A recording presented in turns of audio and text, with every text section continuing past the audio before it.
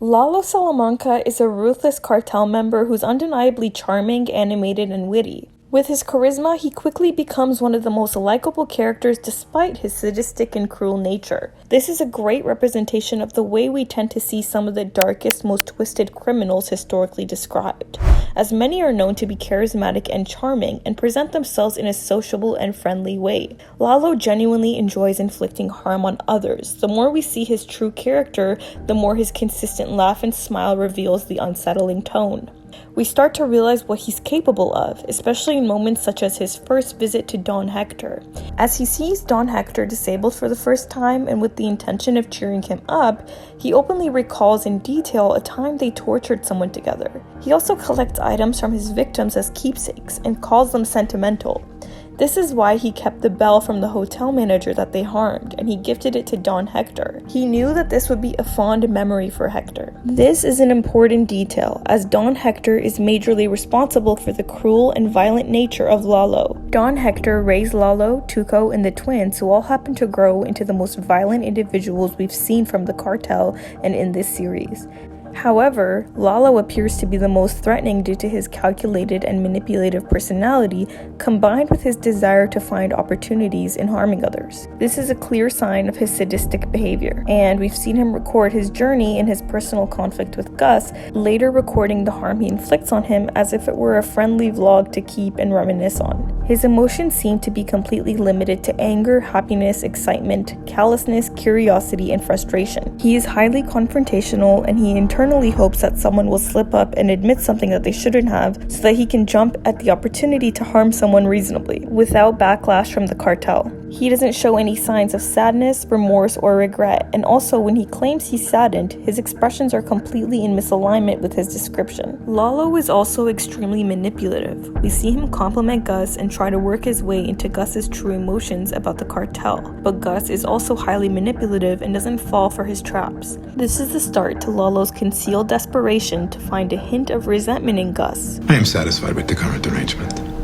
Lalo finds pure joy in manipulating others, and to manipulate Gus into revealing his true feelings would be exciting for Lalo, as it would give him a reasonable motive to inflict harm on him. This desire is also what ends up defeating Lalo.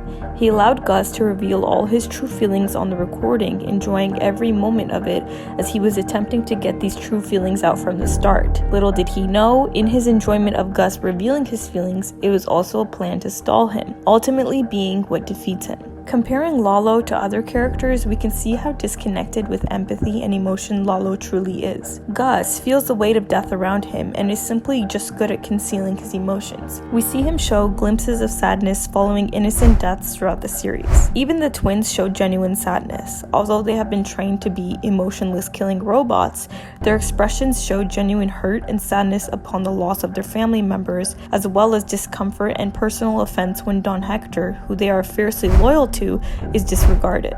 Tuco, also raised by Hector, shows genuine empathy and care for his grandma. He's a loose cannon who has serious issues managing his anger, but he still feels emotion and consideration for those that he loves. However, Lalo only exhibits anger when he feels negative emotions. He speaks of his attachments to family, yet disregards his younger family member Ciro and will speak to him cruelly. And he later uses Ciro as a human shield and feels no grief or concern when he drops dead in front of him. Following the death of his loved ones, Lalo shows rage, but we don't see much grieving. He continues to laugh and smile while the twins silently show grief. His character represents a deeper evil that can manifest from the nurturing of a sadistic, homicidal killer like Hector. The Joker-like references to his character bring a cinematic experience to the series and add a theatrical surrealism. His leader-like charm is meant to entrance the audience, which explains why many viewers wanted to see him survive, perfectly representing how charming these sadistic and psychopathic serial killers truly can be. We often see Lalo in blue and cool tones, while we see all the other criminals in the show in red. This could represent his cool and composed demeanor,